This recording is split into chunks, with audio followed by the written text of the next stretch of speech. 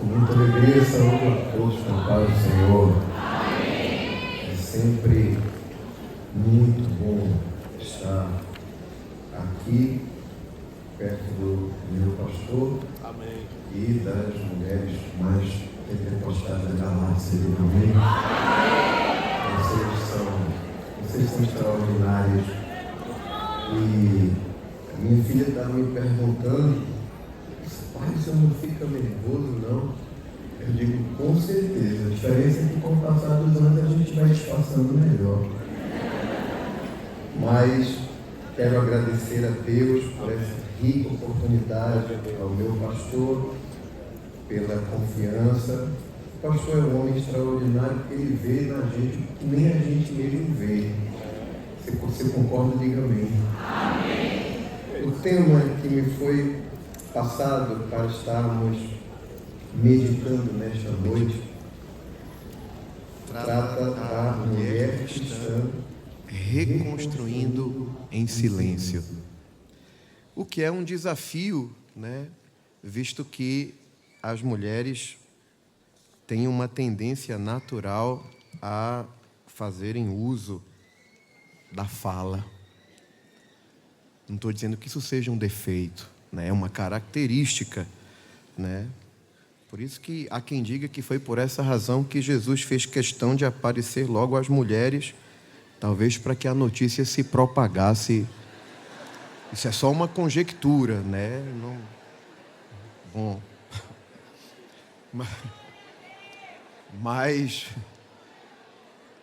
nós vamos aprender nessa noite, à luz da palavra de Deus, que algumas mulheres são postas em evidência e a sua palavra, ela tem um peso, ela tem uma repercussão, mas o mesmo Deus que levanta mulheres que fazem uso da palavra, como alguns casos que nós estaremos citando hoje aqui, é o mesmo Deus que também levanta mulheres dos bastidores, caladinhas, que muitas vezes não estão sob o brilho dos holofotes ou nas redes sociais com maior número de seguidores.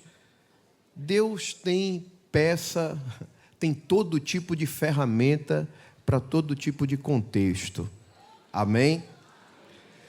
Neemias capítulo 2, versículo de número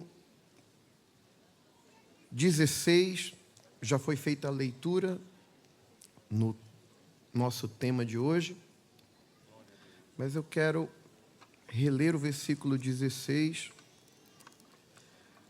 Nós estaremos vendo o contexto, né, de Neemias, mas fundamentados nesse contexto estaremos também corroborando o assunto com a experiência de algumas mulheres que nos ensinam muito.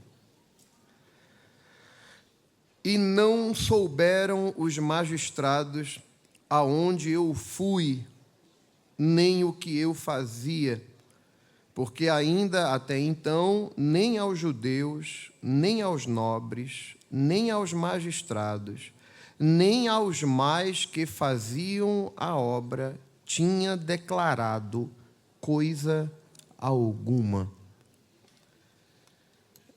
O livro de Neemias, quando observado na Bíblia hebraica, juntamente com o livro de Esdras, ele faz um só volume.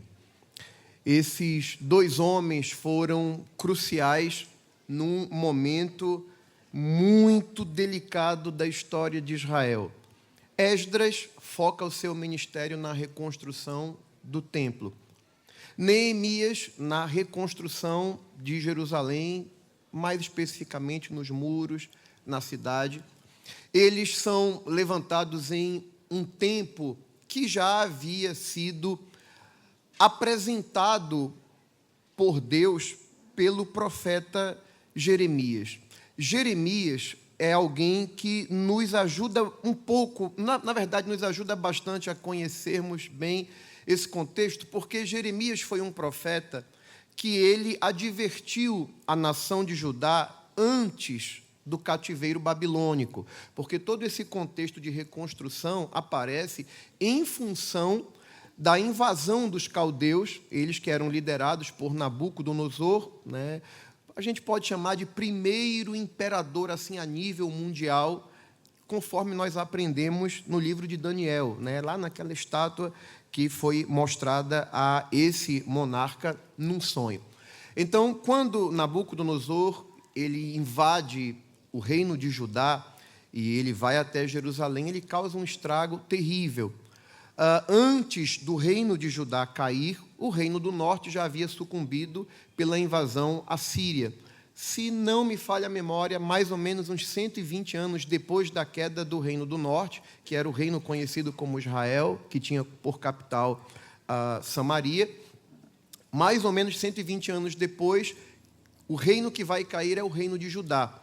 Nós entendemos que, apesar do reino de Judá compreender, na sua maioria, a tribo de Judá e a tribo de Benjamim, que era pequenininha, nos dias de Josias, que foi um grande reformador, a Bíblia diz que Josias celebrou uma Páscoa como nunca havia sido celebrada em toda a história dos reis de Israel e de Judá. E por ocasião da Páscoa que foi celebrada nos dias de Josias, muitas famílias das diversas tribos que habitavam o reino do norte migraram para o reino de Judá. E por que é importante saber disso? Para a gente não achar que apenas no reino do sul estava a tribo de Judá e de Benjamim. Não, haviam famílias remanescentes de todas as tribos do norte que migraram para o sul por causa da idolatria que havia se propagado, né, já consolidada por Jeroboão. E esses judeus, né, das demais, ou melhor dizendo, esses israelitas das demais tribos, por conta do avivamento trazido por Josias, encontraram no reino do sul a esperança para continuar cultuando ao Deus verdadeiro. O problema é que, durante o reinado de Josias, as coisas caminharam bem, porque Josias era um rei piedoso, era um homem de Deus. A Bíblia diz que, enquanto ele estava exercendo o seu reinado, promoveu grandes reformas, inclusive a reforma do templo do Senhor, que estava abandonado. A Bíblia diz que nessa reforma a própria palavra de Deus, né, o rolo do livro da lei do Senhor, estava perdido dentro da casa do Senhor. Esse livro é encontrado, é trazido a Josias, lê-se diante dele uma porção desse livro.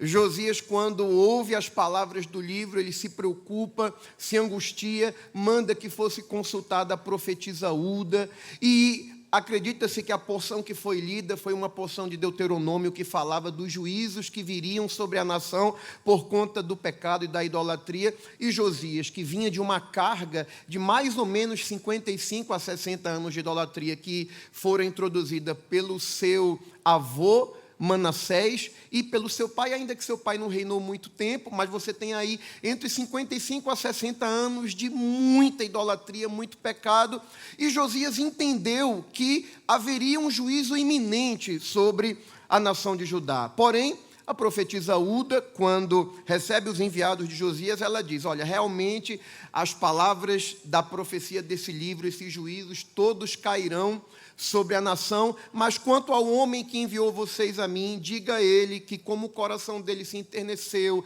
e ele se humilhou, rasgou as vestes, esse mal não virá nos dias dele.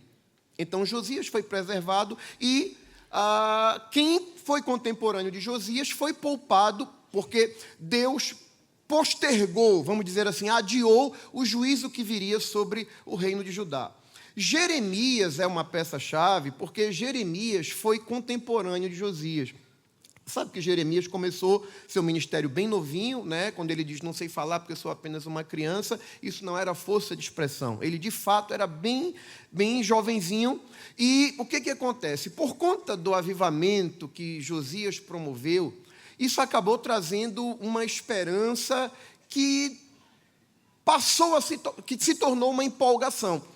Porque como os habitantes de Judá, nos dias de Josias, viram o avivamento que havia sido trazido, a Páscoa que nunca havia sido celebrada uma, nem antes dele, nem depois dele, então muita gente criou aquela expectativa, né? Falavam, o templo do Senhor, o templo do Senhor. Mas, enquanto que Josias promove uma reforma mais de restauração, todavia Jeremias foi levantado por Deus para tentar conduzir o coração do povo, porque entenda, o reino de Judá, ele funcionava mais ou menos da seguinte forma: se o rei fosse um rei piedoso, toda a nação seguia na linha do rei. Mas se levantasse um rei ímpio, o povo ia era um período de altos e baixos, ainda que tinha menos instabilidade do que o reino do norte. Mas a reforma de Josias não foi uma reforma que conseguiu mudar o coração do povo. O povo só seguia, né, só se baseava no caráter do rei que estivesse em evidência, e Jeremias percebia isso. Por isso que Jeremias era um profeta impopular. Por quê? Porque sempre estava profetizando algo que era contrário ao que a maioria dos outros profetas falavam, né? Tanto que ele atado, né, a um cepo, golpeiam ele, né? O próprio Jeremias pensa em desistir. Não vou falar mais no teu nome, porque o ministério de Jeremias foi um ministério difícil. Ele é chamado profeta das lágrimas, e é ele, né, quem dá muita ênfase. Se você observa logo no primeiro capítulo de Jeremias, depois que Deus mostra a ele uma vara de amendoeira, a Bíblia diz que Jeremias também vê uma panela fervendo da banda do norte. Ora, uma panela fervendo indicava um juízo que estava sendo preparado da região dos caldeus para invadir o reino de Judá. Então, Jeremias, ele adverte o povo antes da invasão babilônica, mas o que acontece? O povo frequentemente rejeitava a palavra dele. E é interessante que Jeremias tanto fala da invasão e do estrago que seria causado pelos caldeus, como também ele assinala o tempo do cativeiro. Ele diz que haveria uma invasão, que eles seriam tirados da sua terra, mas Jeremias também profetiza que o tempo do cativeiro seria de 70 anos. Curiosamente, o profeta Daniel estuda, né? Daniel chega a ser, segundo a cronologia dos profetas, Daniel ainda chega a ser contemporâneo de Jeremias. A gente não sabe se eles se conheceram, mas a gente sabe que Daniel diz que, estudando os livros de Jeremias, ele entende que o tempo do cativeiro era 70 anos. E Jeremias também já havia visualizado que, quando chegasse o tempo do término do cativeiro, seria um tempo difícil, porque os pensamentos do povo seriam um pensamento de total desolação. Ora, perderam a pátria, perderam a terra, né? A identidade do povo de Deus está muito relacionada ao território, isso até hoje, e também ao templo. E Jeremias sabia que, ao fim desses 70 anos, o povo estaria sem esperança. Por isso que ele diz lá no capítulo 29, Deus, através dele, diz assim: eu é que sei os pensamentos que tenho sobre vós, diz o Senhor, pensamentos de paz e não de mal. Por quê? Porque o sentimento geral da nação era que eles estavam sem esperança, desolados. Mas Deus, que Deus pune, Deus pesa a mão, mas Deus faz isso para restaurar o povo dele, porque depois dos 70 anos de cativeiro, você vai ver que o grande problema da nação, que era o problema da idolatria, foi resolvido. Curiosamente, quando é que você vê os casos de maior resistência à idolatria? Durante ou depois, né, depois do cativeiro. No final do cativeiro, você vai ver a situação lá de Mardoqueu na resistência a se prostrar diante de Amã, os 3 jovens na fornalha se resistindo a se prostrar diante da estátua. Por quê? Porque ficou impregnado no judeu a ideia de que idolatria não é um bom negócio. Então, mas o sentimento de voltar para a terra da gente, reconstruir, esse sentimento ele é revelado quando a gente olha para as palavras de Jeremias, quando a gente olha para as profecias de Ezequiel, que foi profeta também levantado no cativeiro. né? Quando Daniel fala da visão do vale de ossos secos, né? Quando o povo dizia, né? Nossa esperança foi cortada, né? Se viam como se estivessem num sepulcro, né? Mas Deus dizia: eu vou abrir a sepultura de vocês. Então, todas essas promessas, né?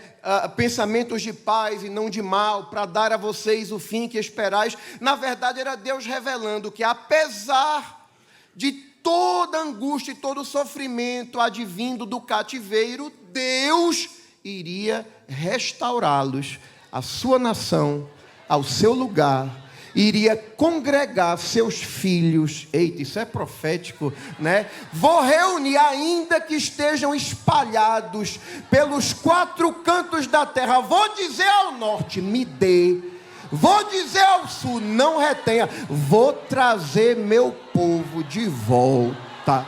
Oh, glória!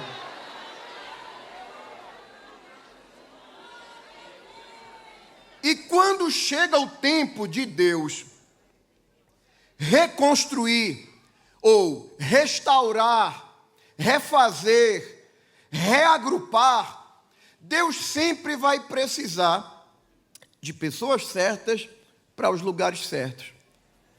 E nesse contexto você encontra Neemias.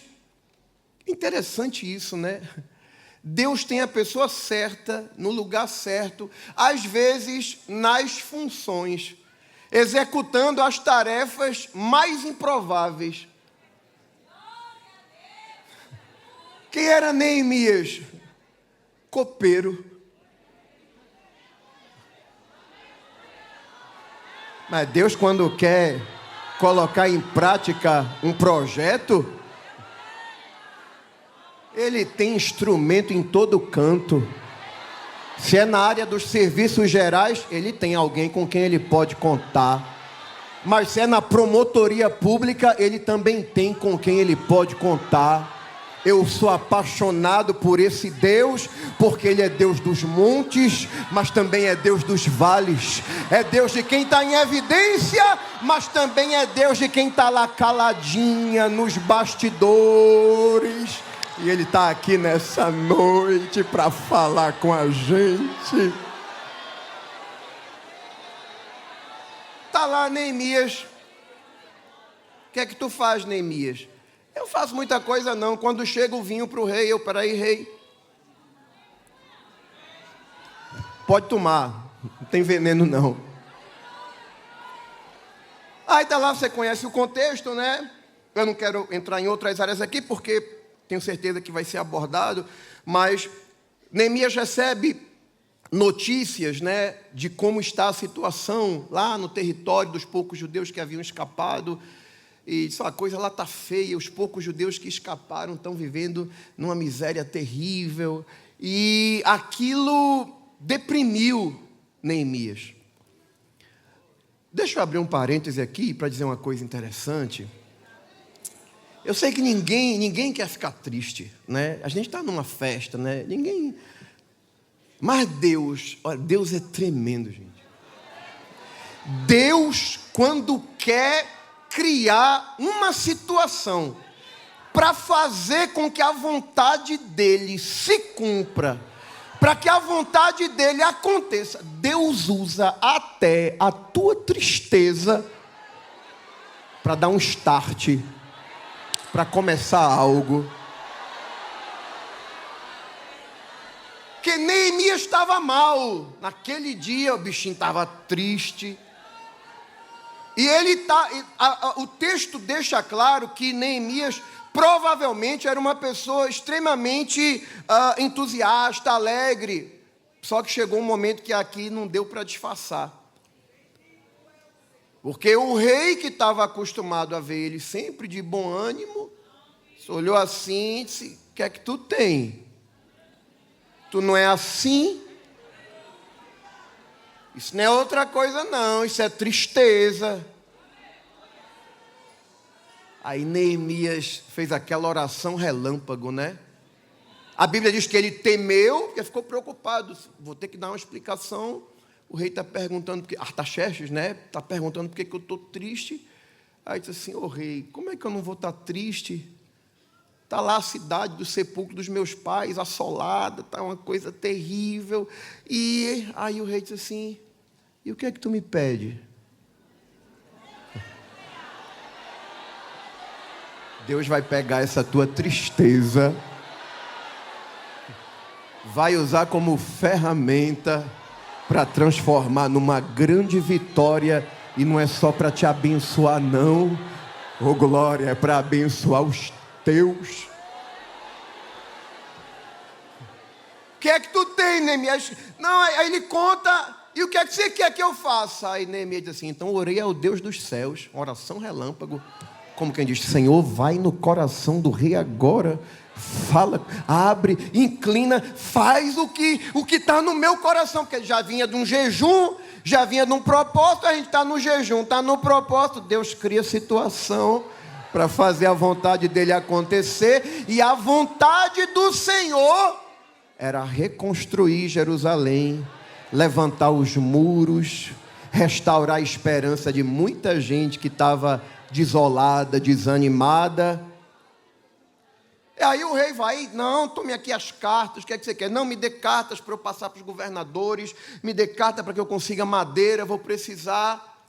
Só que a gente aprende muito com Neemias, porque entenda uma coisa interessante, normalmente quando a gente recebe uma promessa, ou quando Deus sinaliza que vai fazer algo na nossa vida, há uma tendência natural, né, da gente querer publicar isso, da gente querer falar, mas não é o momento. Não é todo mundo que pode saber o que Deus está querendo fazer ou o que Ele sinalizou que vai fazer na tua vida. Porque, gente, isso aqui não é mensagem terrorista, não. Isso aqui é mensagem realista. Do mesmo jeito que tem muita gente que vai se alegrar com o que Deus tem para fazer na tua vida, tem muita gente que vai se incomodar.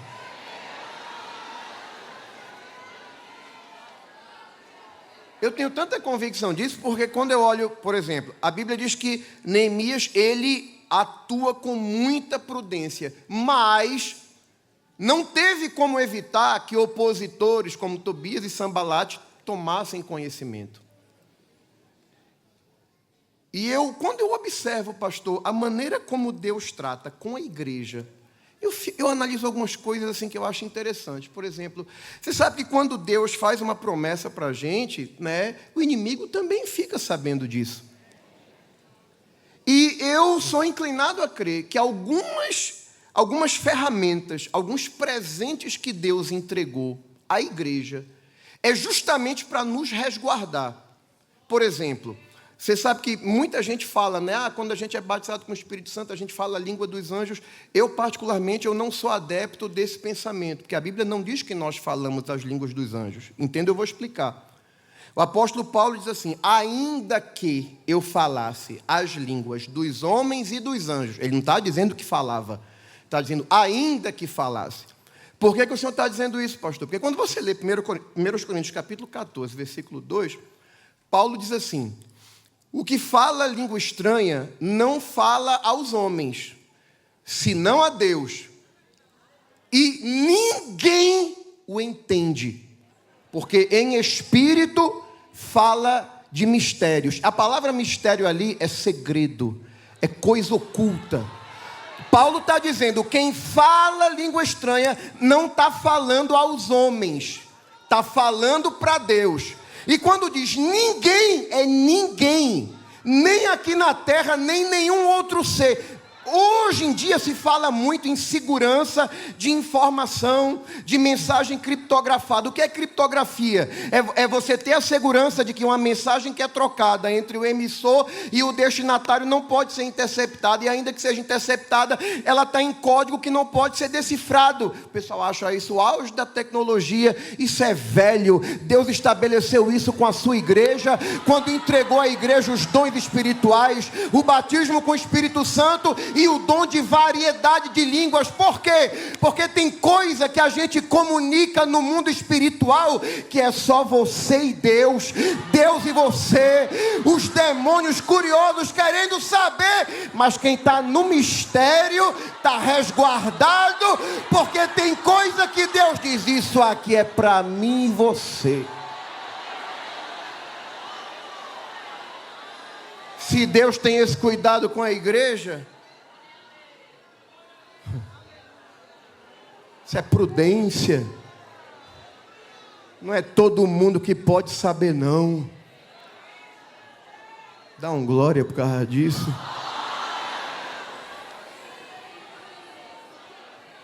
E é interessante isso, que é algo tão profundo, que Paulo chega a dizer: se eu falo língua estranha, meu espírito ora bem, mas minha mente fica sem fruto, meu fruto fica sem entendimento. Ou seja, eu não entendo, não compreendo o que eu estou falando, mas sei que espiritualmente mantenho uma comunicação profunda com o céu. Esse recurso não estava disponível nos dias de Neemias.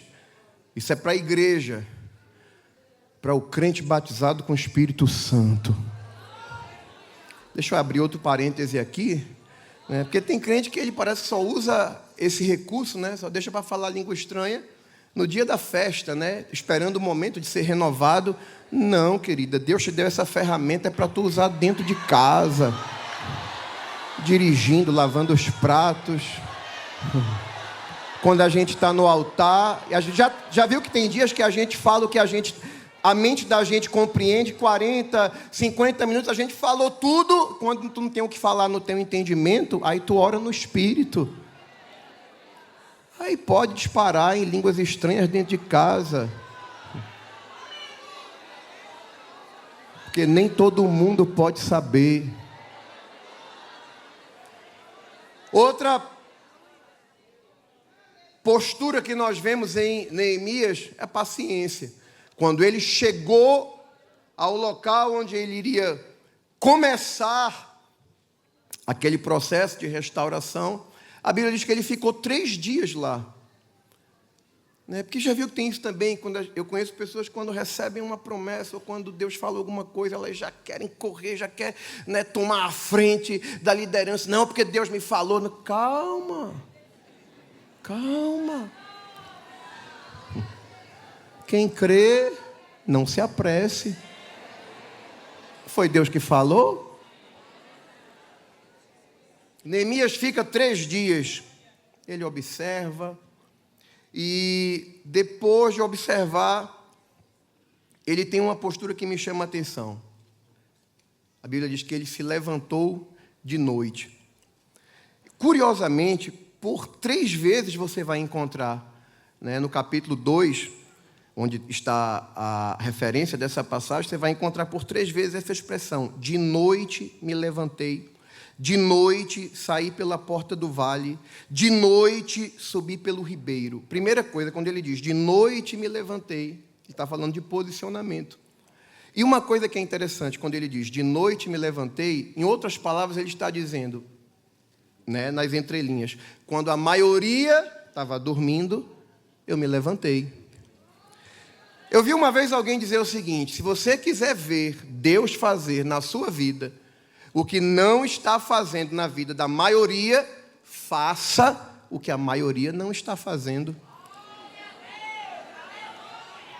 Quando a maioria está dormindo, se levante.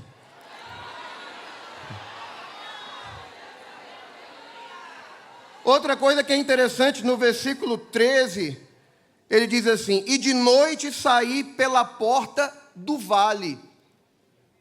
A porta do vale dava acesso à parte mais baixa. Eu vou correr aqui para a gente ganhar tempo. Versículo 15 diz: de noite subi pelo ribeiro. Então, na primeira vez que fala de noite me levantei, está falando, assumi uma posição. Na segunda vez que fala de noite, diz assim, saí pela porta do vale. Tive uma visão da parte mais baixa. Depois diz assim, de noite subi pelo ribeiro. Ele teve uma visão da parte mais baixa e teve uma visão da parte alta. Isso é interessante, porque quando a gente observa as orações, as grandes orações envolvendo esse contexto de restauração, tanto a oração de Neemias, que está no capítulo 1, vocês vão aprender isso ao longo desses dias, eu tenho certeza. Quando você olha, por exemplo, a oração de Daniel, Daniel faz uma oração, depois de ler o livro de Jeremias, ele entende que o tempo do cativeiro, né, terminou, chegou o tempo do povo voltar. A Bíblia diz que Daniel vai fazer uma oração. E, curiosamente, tanto a oração de Neemias como a oração de Daniel, elas começam com uma visão terrena. A situação aqui embaixo, nós pecamos, nós fizemos o que era mal diante dos teus olhos, nós transgredimos. Porque é interessante isso, né? Tanto Neemias como Daniel são exemplos de integridade, mas quando eles vão interceder, né, eles não estão em cima de um pedestal como se fossem superiores, eles descem e se identificam com a falha, porque quem vai interceder tem que sentir a miséria, tem que sentir a dor de quem está na pior. Nós pecamos. Não pode ser como Isaías, do capítulo 1 ao capítulo 5, né? Porque do capítulo 1 ao capítulo 5, Isaías era meio estrela, né? Ai de vós, ai de quem bebe vinho, ai de quem acorda, né? De quem ao mal chama bem, ao bem mal. Ai de vós, era ai para todo mundo. Aí eu fico olhando, eu olho para Daniel vai orar e diz assim, nós pecamos. Eu olho Neemias, nós. Eu olho Oséias, prossigamos em conhecer a Deus. Conheçamos e prossigamos. Ele fez a ferida e nos sarará. Oséias, Daniel, Neemias sempre se identificam com a fraqueza do povo. Agora Isaías, não. Ai de vós, ai de vós, ai de vós. Eu fico imaginando Deus olhando assim para Isaías, né? Como quem diz assim, Isaías, tu tá se achando muita coisa. Porque já viu que tem gente que vê defeito em todo mundo, na família de todo mundo, né? Aponta o erro de todo mundo, como se ele estivesse num patamar da perfeição. Aí Jeová olha assim para Isaías. Isaías era de linhagem nobre, né? Parente do rei Uzias. Era, além de profeta, era sacerdote, né? A forma da escrita de Isaías, ela é superior, né? Isaías escreve quase que de forma poética, a forma linda do hebraico que ele escreve, e parece que ele, né, fica meio inflado. Aí, no ano que morre o rei Uzias, né, a personificação da soberba, da arrogância, quando Uzias morreu, Isaías teve uma visão. Eu vi o Senhor assentado num alto e sublime trono. Tinha uns seres ardentes, assim, pegando fogo. Os serafins voando, clamando, santo, santo, santo. Quando Isaías se depara com aquele peso de glória, de santidade, rapidinho mudou a mensagem dele. Agora não é mais ai de vós, ai. Não, agora é ai de mim, porque eu vou morrer. Olha o que Deus fez Isaías confessar. Sou um homem de lábios impuros e habito no meio de um povo de impuros lábios. O que é que Deus fez ele dizer? Você é igual ao povo com o qual você convive. Aí quando ele diz, ai de mim, aí Jeová, agora eu gostei. E quando a gente reconhece que a gente é miserável, é dependente da graça, da misericórdia, do favor, a gente olha a condição do meio onde a gente está, mas a gente intercede sentindo a dor de quem está do nosso lado. Ô mãe, quando tu vê teu filho fedendo a cachaça, cheio de droga, eu sei que dá um desgosto, dá uma angústia, né? Às vezes interceder por um marido que o cabo é ruim, mas quando for orar por ele, ora com misericórdia. Glória.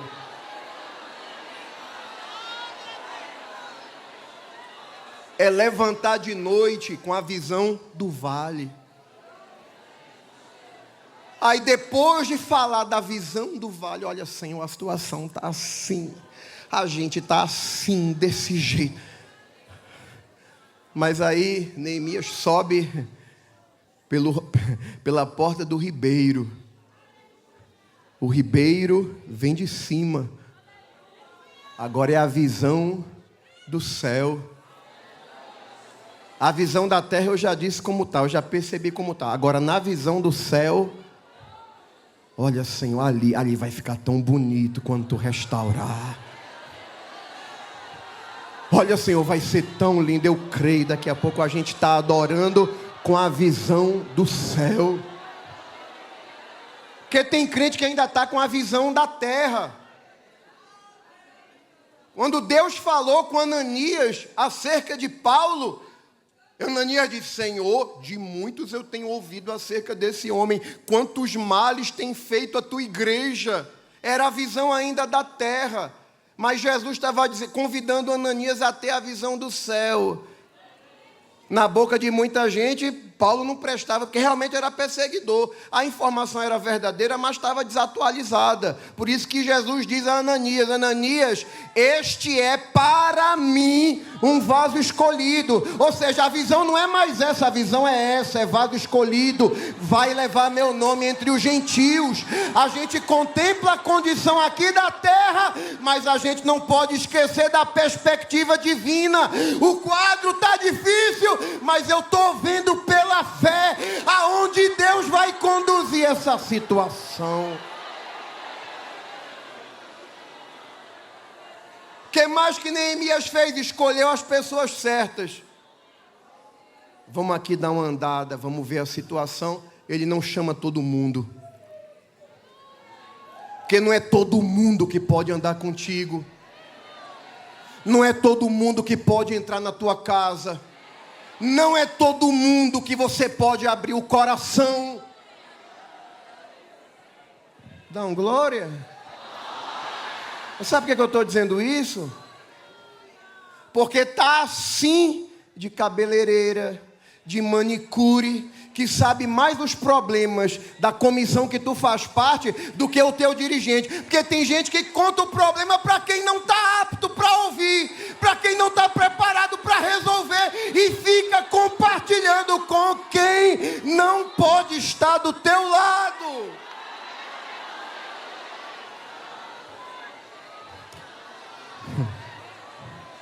Tem mulher selecionada aqui para tu abrir teu coração, para tu contar teus problemas.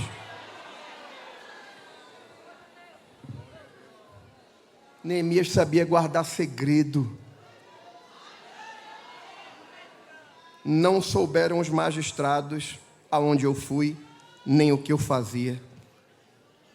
Nem os judeus, nem os nobres, nem os magistrados. A nenhum deles eu tinha declarado coisa alguma. Porque Deus é Deus, que tem o seu caminho na tormenta. Deus é Deus que fala por meio de situações que são representadas por terremoto, por vento veemente, por fogo. Mas às vezes Deus não está nem no vento, nem no fogo e nem no terremoto.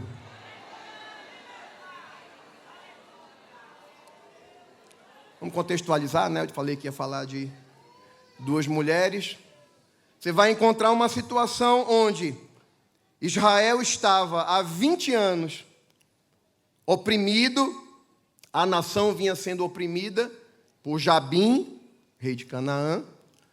E aí Deus levanta uma mulher fazendo barulho, no bom sentido, né? O nome dela já dá ideia de zumbido, né? Débora. Aí Débora chega para Baraque, diz: olha, o Senhor vai dar uma grande vitória aqui, reúne os homens. Parece que Baraque não era muito crente. Porque a impressão que eu tenho é que Baraque diz assim: Baraque deve ter pensado assim: se ela tem tanta convicção de que isso é verdade, então ela vai comigo. Porque para dizer, olha, vai, Deus está entregando na tua mão e manda eu ir sozinho, e se não for Deus? Eu imagino isso. Por isso que Baraque, ele não...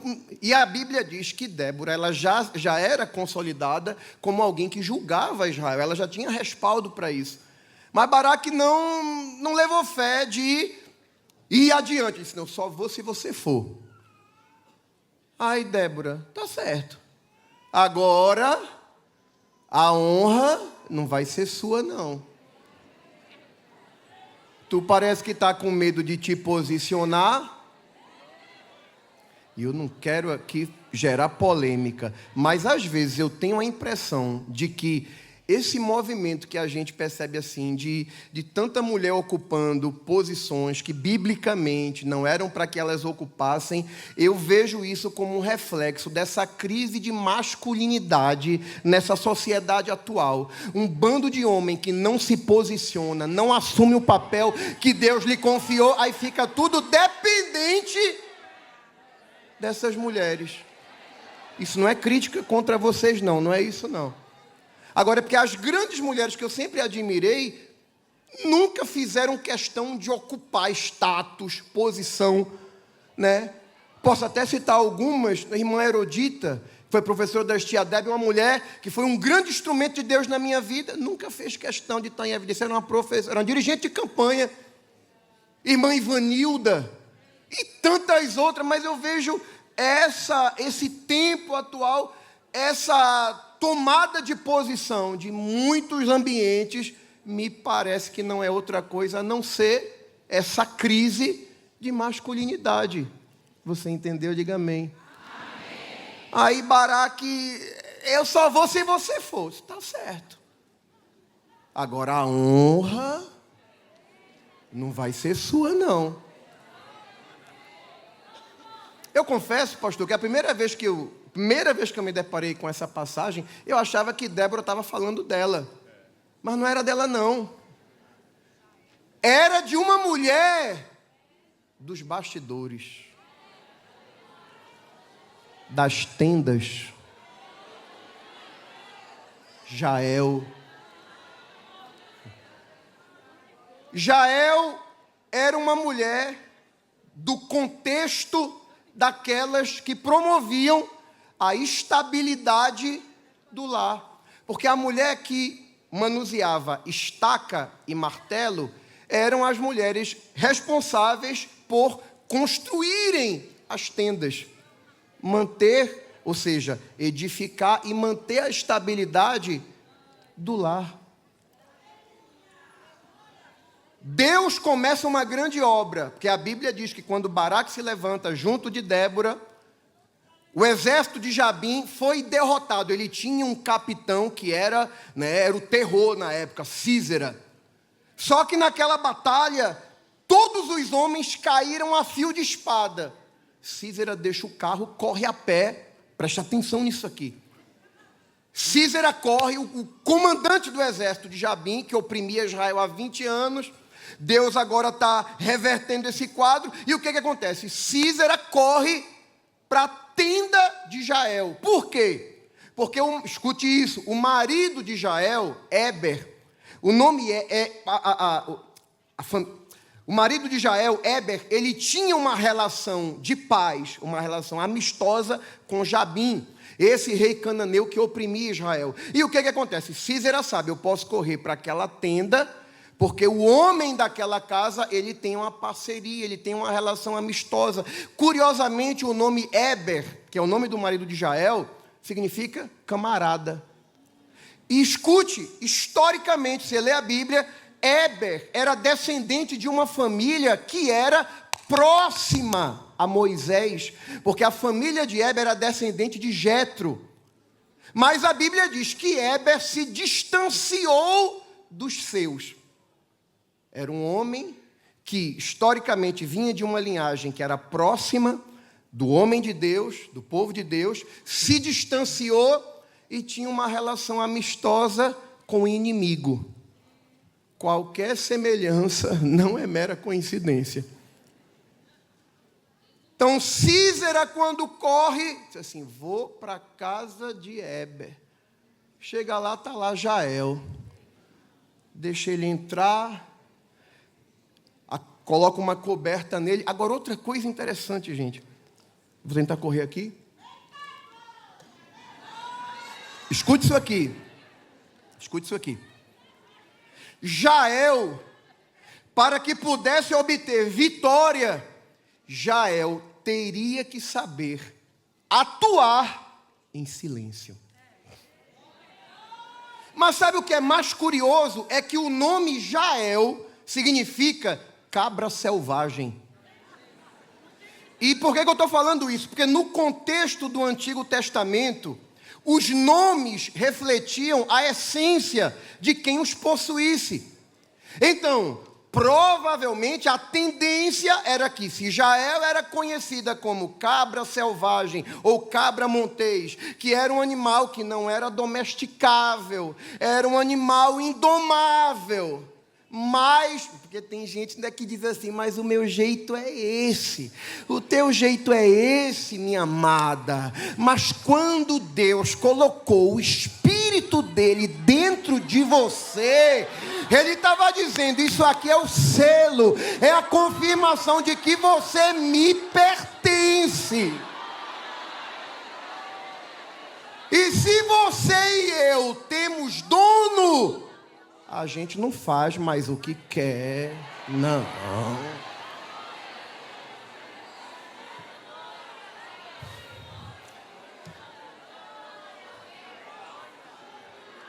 Sabe que meu nome, escute isso aqui, sabe meu nome é André Luiz Alencar. Por que eu estou dizendo isso? Porque André Luiz, isso aqui não é crítica a nenhuma religião, isso é um fato da minha vida. Meu nome é André Luiz, porque meu pai era um homem que lia muito, extremamente curioso. Na minha infância eu lembro das bibliotecas maçônicas, das bibliotecas de papos, literatura esotérica. Meu pai tinha na biblioteca dele, desde o livro da capa preta de São Cipriano, passando por por bibliotecas espíritas. Tanto que meu nome é André Luiz, que meu pai leu um livro chamado Nosso Lar, que foi dado por psicografia por uma entidade que se chamava André Luiz. Meu pai achou esse livro lindo e colocou esse nome em mim.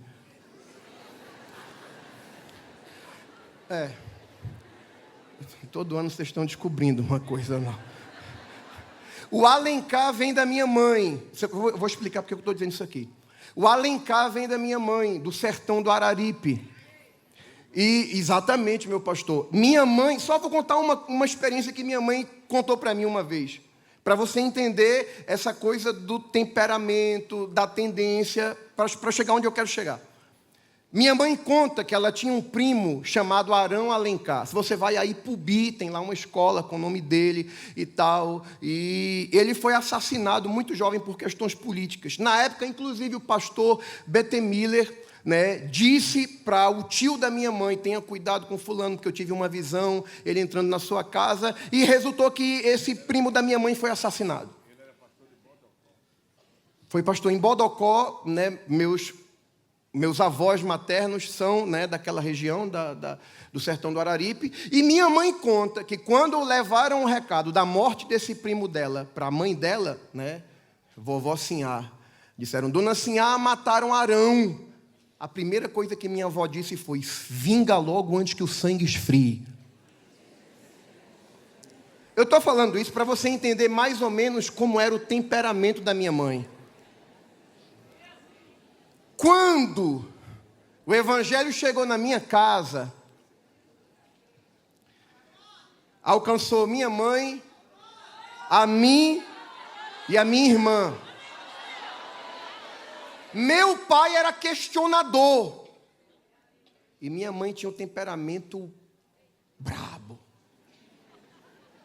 Eu me lembro, meu pastor, quantas vezes que eu separava o dia e dizia, hoje eu vou tirar o dia para jejuar, para ler a Bíblia. Quando eu planejava, aí meu pai saltava com alguma coisa. Eu vou precisar de você para isso e tal. Eu comecei a estudar a Bíblia porque meu pai questionava tudo. Como ele lia muito, Ele questionava tudo, e sempre que ele questionava, minha mãe respondia à altura, e eu e minha irmã, a gente dizia, mãe, fique calada, não discuta não. Eu acho que o nome da minha mãe era Sara, né? Mas acho que o nome da minha mãe devia ter sido Jael. Não discuta não, e toda vez que ela discutia, aí era aquele moído, como diz lá em Santa Cruz. Aí minha mãe disse assim, tá bom, eu vou só orar. Aí tinha dia que meu pai ia lá e fustigava de lá, de cá. E eu e minha irmã, a gente já tinha aprendido, né, o segredo, vamos ficar calados. Só que mãe era mais sensível. Ele ia lá e mãe ficava calada. E eu via que mãe ficava... Mas ela calava.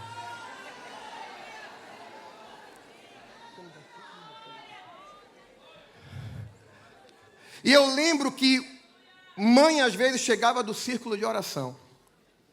E na empolgação dizia, hoje foi lindo, Deus falou comigo. Aí, pai, é o quê? Como é isso? Deus falou. Aí, não, pai, é porque quando o pecador se arrepende, o Espírito Santo mora nele, e alguns são revestidos de poder, e têm os dons espirituais, e aí Deus fala com a gente através dos dons. Aí meu pai fazia, o Espírito Santo de Deus habitar num ser humano, troncho, cheio de defeitos, isso é conversa. O senhor que sabe, eu não ia discutir. Aí, meus pais tinham um apartamento em Itamaracá, eles foram um dia, passar o final de semana lá, e meu pai nesse dia estava na veia boa. E no caminho de Carpina para Itamaracá, ele passava ali na usina São José, e tinha uma congregação da Assembleia de Deus, que minha mãe ouvia falar que o círculo de oração era muito fervoroso. E ela tinha muita curiosidade, justamente nesse dia, era dia do círculo de oração. Minha mãe nunca tinha entrado naquela congregação. Mas minha mãe disse, filho, o pai estava na veia boa, filho, a gente para o carro aqui na sombra, hoje é círculo de oração, eu tenho tanta vontade de conhecer. Aí pai, então tudo bem, você deixa o carro parado na sombra e eu fico no carro e você vai lá e eu espero você. Aí tá certo, aí mãe parou o carro, entrou na congregação. Minha mãe nunca tinha entrado lá, ninguém conhecia minha mãe. Minha mãe entrou, sentou num canto lá, né, vestida como crente, passou incólume. Só que estava aquele barulho, né? Aquele barulho que você conhece. Aí, pai ficou curioso. E meu pai parecia o Sargento Garcia, né? Era um suboficial da aeronáutica, tinha um bigodão, né, fechadão assim. Aí meu pai saiu, aí foi para aquela portinha lateral, aquela velha portinha lateral que tem em cada congregação. Ele de óculos escuro, né? Estava de camisa, estava com um bermudão, parou e ficou olhando assim. A dirigente já está com o Senhor, irmã Mira, uma santa mulher de Deus. Bem pequenininha assim, aí ela está dirigindo o trabalho, aí olha meu pai, entre meu filho. Aí pai, não, eu tô de bermuda. Não, o senhor entra aí, fica aí sentadinho no cantinho. Meu pai entrou uns 15 minutos depois da minha mãe. Ou seja, ninguém sabia que ele era o esposo da minha mãe. Aí ele entrou, sentou, ficou lá. E a irmã Mira lá dirigindo o trabalho, ela era bem pitoresca, né? Para não dizer engraçada. Aí de repente ela parou assim, aí olhava assim, aí foi caminhando, falando línguas estranhas, parou na frente do meu pai.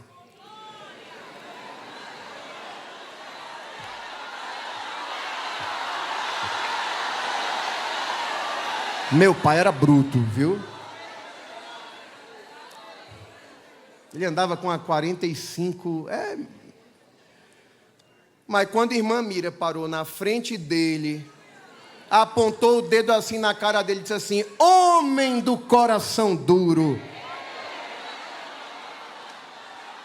eu vejo como tu tens oprimido os meus.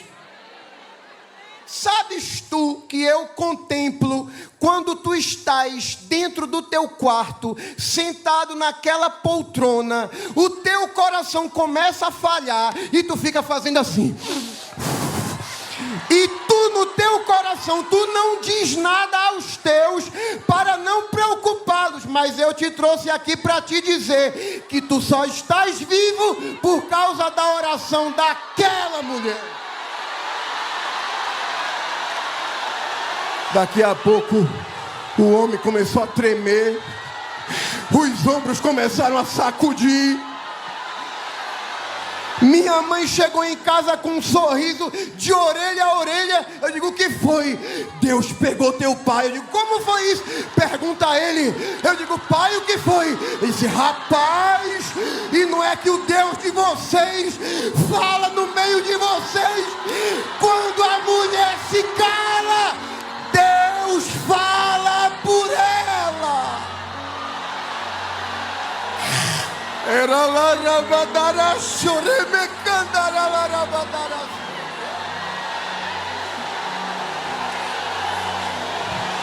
Tem hora que Deus manda a gente abrir a boca e dizer, profetiza. Mas tem hora que a gente tem que fazer como os jovens. Acerca desse assunto eu não tenho que te responder. O Deus que eu sirvo, quando eu calo, oh glória,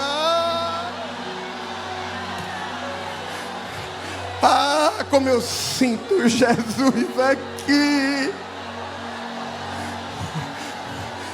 Falta tão pouco para acontecer o que tu tá me pedindo, mulher, mas fecha mais a tua boca e deixa que eu vou falar por ti. Entre a largos sobre a nuvem a férrea.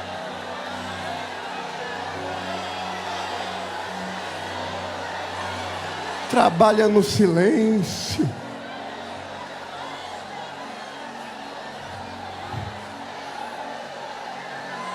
Narante orova laradaria soga.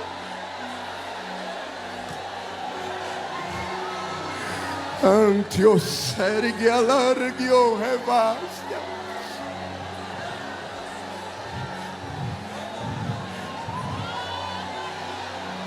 Às vezes Deus levanta os homens de Deus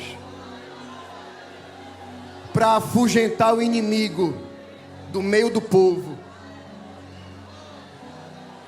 Mas aí o inimigo vai tentar encontrar espaço dentro da tua casa, dentro do teu lar, achando aqui não tem ninguém. Em evidência, menospreza você, subestima você, porque Deus talvez não te entregou o microfone para atuar, mas te entregou estaca para promover firmeza e estabilidade no teu lar, e te entregou martelo, e martelo é símbolo da palavra que esmiuça a penha e que rompe a fonte, a têmpora, crava a cabeça do inimigo. Estou terminando, meu pastor. Escute isso aqui. Císera diz assim: me dá água. Parece que eu estou vendo Jael dizendo: eu tenho uma coisa melhor. Eu vou te dar água não, eu vou te dar leite. Tem mulher que no lugar de Jael estaria batendo boca: eu não quero você aqui, não pise aqui. Não, Jael tem estratégia. Parece que eu estou vendo Císera dizendo: fique aí na porta, se aparecer alguém dizendo: tem alguém aqui, diga que não. Aí lá vai Jael. Eu fico imaginando qualquer pessoa que aparecesse, o que é que Jael faria? Shhh, peraí.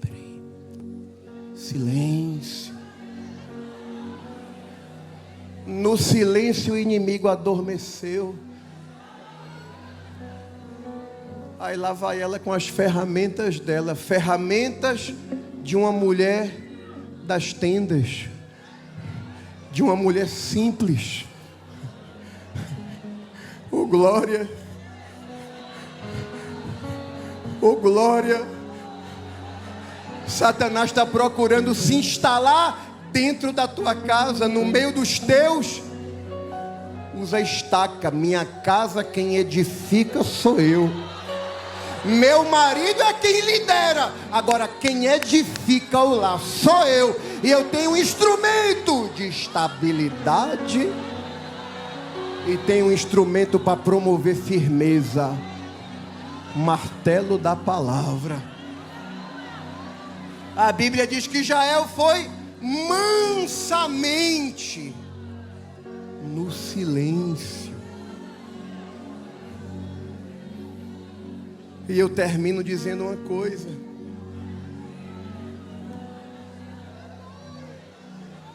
Deus, estou terminando, meu pastor. Deus tem 2 tipos de estaca para entregar para a gente aqui. Tem a estaca para neutralizar o inimigo. Mas para quem tem estaca e tem martelo também tem uma promessa. Que diz assim: alarga o lugar da tua tenda. Firma bem as tuas estacas. Porque depois que esse inimigo for neutralizado, eu vou expandir, eu vou aumentar, porque eu vou trazer gente que está longe. Quando eu acabar com a influência do inimigo dentro do teu lar, a mesma estaca e martelo que foi usado para calar a voz de Satanás, vai ser usado para aumentar, para expandir, para trás. Levanta a tua mão se tu crê nisso. O Deus de Jael é o Deus que amansa a cabra montês, faz ela ficar caladinha, confiando que o céu ainda fala por ela. Se tu crê nisso, levanta a tua mão, abre a boca e glorifica o Senhor.